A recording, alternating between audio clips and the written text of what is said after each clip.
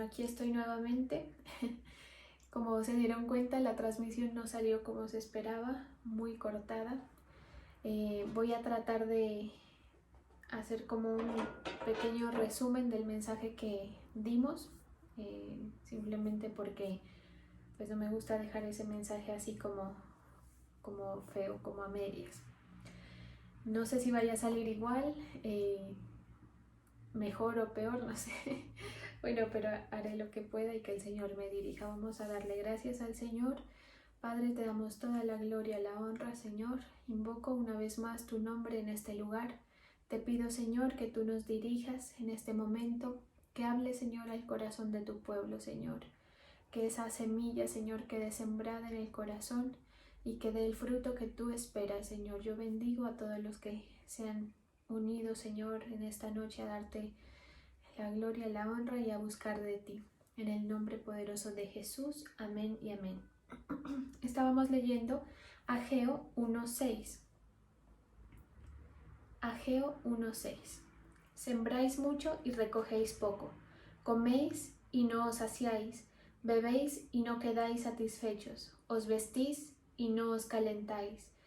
Y el que trabaja a jornal recibe su jornal en saco roto. Así ha dicho Jehová de los ejércitos. Meditad sobre vuestros caminos, subid al monte y traer madera, y reedificar la casa, y pondré en ella mi voluntad, y seré glorificado, ha dicho Jehová. Bueno, como mencionábamos, esta palabra es un mensaje de Dios para el pueblo de Israel a través de Ageo, este profeta que cumple una misión corta pero importante en la Biblia.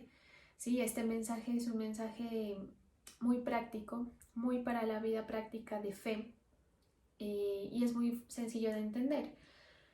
Una situación en la que todo creyente se va a ver en determinado momento. ¿Sí? ¿Qué les dice el Señor a través de Ageo? Que tenían que reedificar casa. Más o menos para entender el contexto de este pueblo, tenemos que mencionar que el pueblo estaba regresando a Israel después de haber sido invadidos.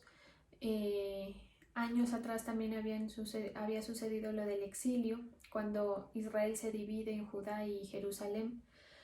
Entonces era un pueblo que de una u otra manera estaban cansados de tanta situación que habían tenido que vivir. ¿Sí? Entonces el Señor, como siempre, trae su palabra, trae sus promesas para sustentar al pueblo en la fe, para levantarlos y que ellos puedan ser edificados. ¿Sí? Entonces, ¿qué pasa? Que el pueblo, cuando el Señor les habla en esta etapa de volver a la tierra, a su territorio, el pueblo empieza a sacarle excusas y empiezan a decir como que este no es momento de edificar casa. Cuando escuchan el mensaje de Ageo, lo que ellos dicen es: no es momento de edificar casa, ¿sí? ¿Por qué decían eso? Porque ellos es como decir: primero nos establecemos, nos ubicamos bien nosotros, que todo empiece a marchar bien y ahí sí lo buscamos, en el afán de encontrar ese bienestar, de encontrar esa situación más pacífica para ellos. Y entonces dejan a un lado el hecho de edificar la casa para el Señor. De cierta manera el pueblo tenía fe y sí tenía la intención de edificar, sí, pero era como dejarlo en segundo lugar, la situación de edificar el templo. Se mencionaba en la predicación que el edificar el templo quiere decir que en la rutina de vida, ¿sí?, se incluya la presencia del Señor. Básicamente eso es lo que inspira el decir que edificaran el templo para el pueblo de Israel. ¿Sí? Entonces, integrar esa presencia del Señor en la vida era lo que el Señor les estaba diciendo prácticamente a través de Ageo. ¿Sí? Les dice el Señor: ustedes, cuando el pueblo dice: no, es que no es el momento, no es el tiempo para edificar, Él les dice: pero sí tienen tiempo para construir otras casas adornadas, o sea, como quien dice, esmerarse en lo suyo, pero no para mí. Entonces, ¿qué pasa? Aquí hay una cosa que hay que analizar, y es que el pueblo tenía esa condición de cansancio, digamos que estaba perdido el entusiasmo, con muy poca motivación de tanta situación, tenían un sinsabor terrible, ¿sí? ¿Por qué? Porque para ellos implicaba que cada destierro o cada situación de estas implicaba como volver a empezar, ¿sí? Entonces eso hacía que ellos perdieran la paz y como les decía yo en ese momento, es como cuando a uno sufre una decepción o algo así, uno dice, no, ahora a partir de ahora me voy a dedicar el tiempo a mí, voy a hacerme cargo de mí, todo lo que no hice por mí ahora lo voy a hacer, bueno, entonces estaban en esa situación como en una actitud perezosa y un poco egoísta frente al Señor y a lo que el Señor quería hacer con ellos, ¿sí? Pero entonces, ¿qué pasa? Que ese sinsabor hacía que ellos dejaran en segundo lugar. ¿Qué decíamos? Que muchas veces nosotros como pueblo, como creyentes, vamos a vivir la misma situación. Es decir, si usted es una persona que cree en el Señor, sepa que su experiencia con Dios debe ser proyectada para toda su vida, lo que dure su vida, según las condiciones que el Señor le ponga, ¿sí? Sin importar, perdón, las situaciones que el Señor le ponga. Al proyectarnos así, estos mensajes del pueblo de Israel nos ayudan a entender cada paso que nosotros damos, entender que cada paso es un proceso, que cada situación es un proceso, porque hay mucha gente que se desanima con situaciones, porque nos cambian el panorama, nos cambian las condiciones, ¿sí? Entonces, ¿qué veía el Señor? Que ellos estaban tan abrumados que se estaban desgastando mucho en ellos edificar lo suyo, en tener sus casas adornadas, y les dice este pasaje que estamos leyendo: siembran mucho y cosechan poco, comen y no se sacian. Es como decir, básicamente lo que dice aquí es como echar en saco roto todo esfuerzo, toda intención por, por avanzar, por prosperar para el pueblo, ¿sí? Ellos no estaban entendiendo o se les había olvidado, porque era un pueblo conocedor, ya habían vivido situaciones de victoria con el Señor, pero se les había olvidado que el Señor podía levantarlos mucho más con su poder de lo que ellos estaban intentando para sí, ¿sí? Entonces hablábamos la anterior predicación acerca de eso, que la promesa en el creyente, si no está fresca, se convierte en una situación de tropiezo, porque es la promesa la que nos ayuda a visualizar hacia dónde vamos. Es muy difícil mantenerse en ese camino sin, sin con incertidumbre o sin motivación, sin fe y sin visualizar aquello que el Señor quiere hacer, ¿sí? Hablábamos de eso. Entonces aquí al pueblo le pasaba básicamente lo mismo, ¿sí? Entonces, ¿qué pasa? Que el Señor les manda a Ageo y les dice, les llama como la atención y les dice que se animen, que empiecen a edificar, y el pueblo en cierta manera hace caso, o sea, ellos tenían la intención de hacer caso, pero muy pronto se empezó ¿qué se puede decir? Muy pronto se empezó como a decaer el ánimo, ¿sí? Digamos que el golpe de la batalla repercutía en muchas otras cosas, obviamente pérdidas, pero en el ánimo. Y nosotros tenemos muchas veces esas circunstancias. Uno tiene unos días que son bien difíciles y que cuesta buscar las razones para seguir al Señor, cuesta tomar nuevamente la decisión o afirmar la decisión de por qué estamos siguiendo al Señor, ¿sí? Entonces es por eso que el templo fue hecho de la manera que fue hecho, ¿sí? Y les mencionaba en la predicación que en el estudio bíblico aparece la imagen de cómo era el templo anterior y cómo era el nuevo templo que estas personas habían edificado tratando de escuchar al Señor, pero sin el ánimo, ¿sí? Entonces obviamente el templo anterior era mucho más grande, en este nuevo templo habían escatimado mucho más, y eso, digamos que el Señor lo lee como falta de expectativa en él, ¿sí? Entonces, ¿qué pasa? Que mire, la gente, nosotros siempre tenemos un punto de quiebre, y es que las cosas ya no son como antes, que mi servicio ya no es como antes, mi esperanza en el Señor ya no es como antes. A veces incluso hay gente que se aleja y a veces el Señor los vuelve a traer, ¿sí? Él los vuelve a llamar, ¿sí? Con el fin de que se vuelva a ese estado de fe necesario para el avance. Si usted está como creyente en el camino del Señor, buscando al Señor, pero no se llena del ánimo, no se llena de fe, va a ser muy difícil que usted avance. Por eso el Señor habla en la palabra e insiste en el primer amor. El primer amor es eso, es esa expectativa, ese deseo de ver lo que va a hacer el Señor. Entonces, ¿qué pasaba? Que el pueblo empieza a mirar todas las cosas como que todo, o sea, digamos que se discierne, el Señor discierne en ellos o escucha que ellos empiezan a mirar hacia el pasado, que el tiempo pasado fue mejor, ¿sí? Y eso nos ocurre a nosotros muchas veces cuando nos cambian las condiciones, las reglas de juego. Pero ¿qué pasa? Que si nos cambian las condiciones, vamos a soltar, quiere decir que nuestro camino de fe tiene un final. Y si tiene un final, quiere decir que no vamos a llegar a la meta. Y si no llegamos a la meta es como no haber hecho absolutamente nada, ¿verdad? Entonces hay muchos momentos en los que el Señor nos pone a hacer las cosas, a empezar, a volver a empezar. Mira, a veces uno avanza en el Señor, avanza, el Señor se manifiesta de unas maneras sobrenaturales y llega un punto en el que el Señor le dice a uno, vas a volver a edificar. Hay momentos en el que el Señor quita cosas, hace que uno sufra pérdidas para volver a edificar. Para volver a edificar que aquella promesa que se había extraviado, se había perdido, o en su defecto también para potenciar esa promesa, ¿sí? Es como cuando uno tiene vacaciones, algo así.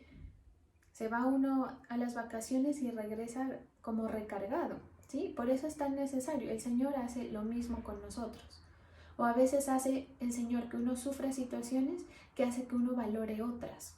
Como estábamos el otro día en una reunión familiar y hablábamos de aspectos de salud. Y uno de mis tíos lleva una dieta estricta, ¿sí? Por cuestión de salud. Y alguien de la familia le preguntaba, qué duro mantenerte en esa dieta. ¿Cómo haces? Porque es muy difícil, ¿sí? Restringirse tanto. Y este tío que les cuento le dice, lo que pasa es que yo viví una situación tan horrible de salud que digamos que el hecho de que sea difícil restringirse en el aspecto de la comida se hace pequeño al lado de lo que yo tuve que pasar, que es sentir que me moría por un infarto, ¿sí? Y por un poco de exámenes y de situaciones que les hacen a las personas que tienen afecciones coronarias, ¿sí? Entonces, a veces el Señor nos permite vivir esas cosas y entonces uno dice, no, qué tonto fui de no haber disfrutado. Cuando el Señor me saque de esta, voy a potencializar. Y era lo que el pueblo tenía en su corazón. No, ya llegamos a nuestra tierra, ahora sí nuevamente vamos a levantar. Pero ojo, que en nuestro corazón no haya el olvidarnos de Dios, el olvidarnos de quién es el que bendice, ¿sí? ¿Por qué? Porque el pueblo lo que no entendía era que ese bienestar que ellos estaban buscando, esa estabilidad, ¿sí? Solamente podía venir de parte del Señor, ¿sí? Entonces, eso es el asunto que hay que cuidar. Mire, el Señor a uno lo reprende siempre, lo está dirigiendo, pero siempre lo anima con promesas hacia el futuro. ¿Qué debemos hacer? Pegarnos de esas promesas, ¿sí? Saber que no importa digamos que no importa ni la situación actual, ni el futuro, ni el pasado. Saber que le tenemos al Señor, que Él es nuestro libertador. Y les dice el Señor al pueblo, ojo, que ustedes no estén hablando o que no haya en su corazón añoranza por el pasado, porque el pasado fue mejor, ¿sí? ¿Por qué? Porque es volver a comenzar, es que esto yo ya lo había logrado, es que esto yo ya lo había hecho, es que yo pensé que esta etapa de mi vida yo ya la había superado. A mí me ha sucedido eso, se los comparto. El Señor a mí a veces me ha hecho pasar por situaciones que yo digo, pero si yo esto ya lo tenía resuelto, o sea, y uno se cansa y dice uno que pereza, es como es como no haber hecho nada, ¿sí? Entonces eso desanima mucho, pero ojo que no nos dejemos dirigir por la sensación. Es decir, el Señor no les reprochaba que ellos estuviesen cansados o que se les bajara el ánimo incluso. ¿Qué les decía Él? ¿O qué era lo que Él quería? Volverles a subir el ánimo. Habían personas más sensibles que otras y aquellos que eran sensibles, digamos, obedecieron y obedecen, y en ese camino de obediencia la gente empieza a darse cuenta de que realmente es mucho más trabajoso esa vida sin el Señor. O sea, es muy desesperante para el pueblo que no ha sido bendecido por el Señor, que uno siembre y cosechar poco, ¿sí? Que uno se quiera abrigar y por más que se abrigue no se calienta, ¿sí? Entonces, la obediencia trae bendición, ¿sí? Entonces, el Señor, ¿qué pasaba? Que el Señor les decía, ¿ustedes cómo quieren bendición si no se han preocupado en lo más mínimo por la casa de Dios?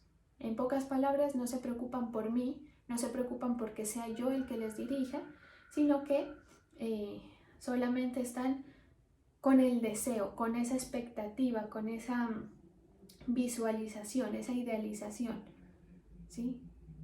De volver al pasado o de tener un futuro mejor, y está bien que se lo tenga, siempre y cuando eso no compita con el lugar que le corresponde al Señor y el entendimiento, ¿sí? Incluso se puede decir el respetar las decisiones que el Señor ha tenido en nuestra vida. Si uno lo entiende así, uno entiende que así el Señor le diga que vuelva a empezar, ¿sí? Vas a volver a empezar a hacer este trabajo desde ceros. Mire, no hay crítica, no hay desánimo, no hay pérdida que se le compare a la bendición que el Señor puede dar. Así que, mire, si usted le dice, no, pero es que has perdido esto o lo otro, usted tramítelo en fe. No diga nada o diga, yo estoy esperando en el Señor, ¿sí? Porque usted conoce quién es su Dios y Él es su libertador. El pueblo de Israel dudó muchas veces también. El desánimo muchas veces, a diario, ¿sí? Pero lo importante es saber que mientras mi situación no compita con el lugar que le corresponde al Señor, no va a haber problema, ¿sí? Usted puede sentirse triste un día, usted puede sentirse desanimado un día, se puede sentir desanimado un día, pero siempre regrese a ese lugar, que es el Señor. Es decir, dedíquele tiempo. Como decíamos, es como incluya la presencia del Señor en su día a día. Eso es lo que el Señor quiere. Y espere de Él que Él sea su libertador. Si usted pone a otras cosas por encima, no espere que Él sea su libertador. Entonces el Señor les dice a través de Ageo que Él quiere reedificar la casa, que quiere poner en ella su voluntad, que sea Él glorificado y que haya paz en ellos. Y yo los invito a todos para que se lean ese libro, que es muy corto y es bien interesante, ¿sí? Y esa palabra paz viene del hebreo shalom, ¿sí? Y ese hebreo shalom viene de la raíz, digamos, que se puede decir etimológica, si no estoy mal, shalom, que es otra palabra, ¿sí? Que significa algo que está completo. ¿Qué es lo que el Señor le quiere dar? Esa plenitud. Por eso es que la palabra dice que el Señor es plenitud. Usted está llamado a estar completo. Sus procesos no significan que el Señor no vaya a completar la obra. Las semillas que usted de pronto está sembrando en este momento con tristeza no significa que usted vaya a recogerlas con tristeza. La palabra dice que las va a recoger con alegría. Todo el que siembre con lágrimas, con regocijo segará, dice la palabra. Hay que escuchar cuando el Señor nos inquieta y nos dice, mira, ponme en primer lugar, porque quiero bendecirte, ese es el deseo de mi corazón. La gente en el mundo lee estas cosas y piensa que Dios es un Dios terrible, un Dios malo. Si uno la lee a simple vista estas historias, parece que Dios fuera muy estricto, pero es que Él estaba diciéndoles, no importa si tienen que reedificar, inclusive en el versículo 2, en el capítulo 2, también el Señor les dice así, voy a leer un pedacito. Ageo 2:3 dice, ¿quién ha quedado entre vosotros que haya visto esta casa en su gloria primera? ¿Y cómo la veis ahora? ¿No es ella como nada delante de vuestros ojos? Como quien dice, ¿no se dan cuenta de que antes estaba esto mejor para mí? Pues ahora, Zorobabel, esfuérzate, dice Jehová. Esfuérzate también, Josué, hijo de Josadac, sumo sacerdote, y cobrad ánimo. Pueblo todo de la tierra, dice Jehová, y trabajad porque yo estoy con vosotros, dice Jehová de los ejércitos. El Señor está con nosotros. Todo lo que usted pueda pedir, todo lo que usted pueda desear, el Señor lo da, ¿sí? Cuando usted lo pone a Él en primer lugar. Entienda que usted tiene sus procesos, ¿sí? Se dice, estoy con vosotros según el pacto que hice con vosotros cuando salisteis de Egipto, o sea, años atrás, refrescarles la memoria. Así mi espíritu estará en medio de vosotros, no temáis. O sea, esto que el Señor nos dice no es para que tengamos temor. Él está extendiendo su mano, porque así dice Jehová de los ejércitos, de aquí a poco yo haré temblar los cielos y la tierra, el mar y la tierra seca, y haré temblar a todas las naciones, y vendrá el deseado de todas las naciones, y llenaré de gloria esta casa, ha dicho Jehová de los ejércitos. Mía es la plata y mío es el oro, dice Jehová de los ejércitos. La gloria postrera de esta casa será mayor que la primera. Así ha dicho Jehová de los ejércitos, y daré paz en este lugar, dice Jehová de los ejércitos. Eso es lo que el Señor quiere dar, que Él quiere ser nuestro libertador y ese príncipe de paz, ¿sí? Ese es como decir, ese príncipe que te da todo, la plenitud. La paz, según este contexto, no es solamente estar en paz, o más bien dicho, la paz viene de cuando uno tiene las cosas bajo control, ¿verdad? Entonces es lo mismo.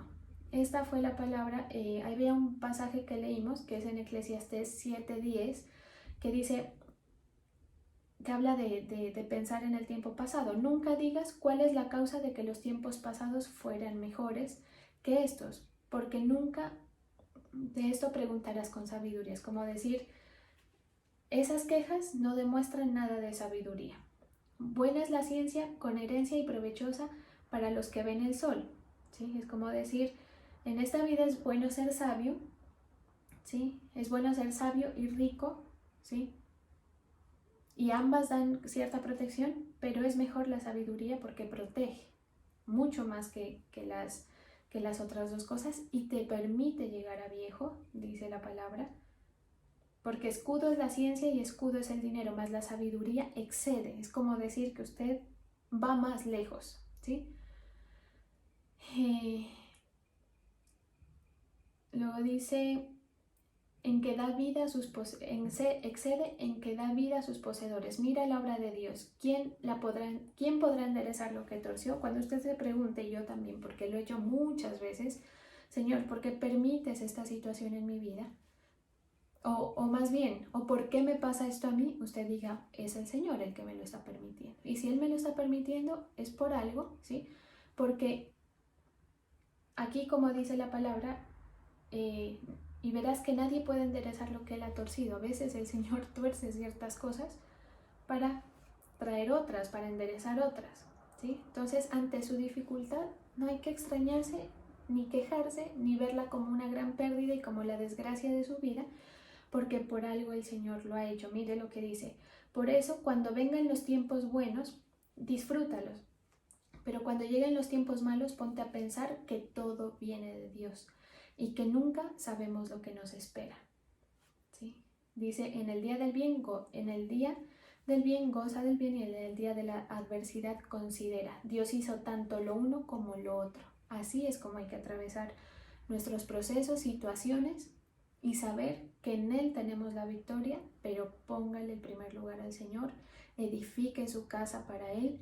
Esto es como decir lo que decíamos, entréguele lo que Él merece, ¿sí? Inclúyalo en su diario vivir, integre la presencia del Señor en su vida, no lo deje de último, ¿sí? Y ahí estamos atacando prácticamente la raíz del problema, ¿sí? Porque lo que decíamos en la reunión es, este siervo Ageo estaba viendo más bien qué era lo que causaba la situación, no la situación como tal. Y era esto, ¿sí?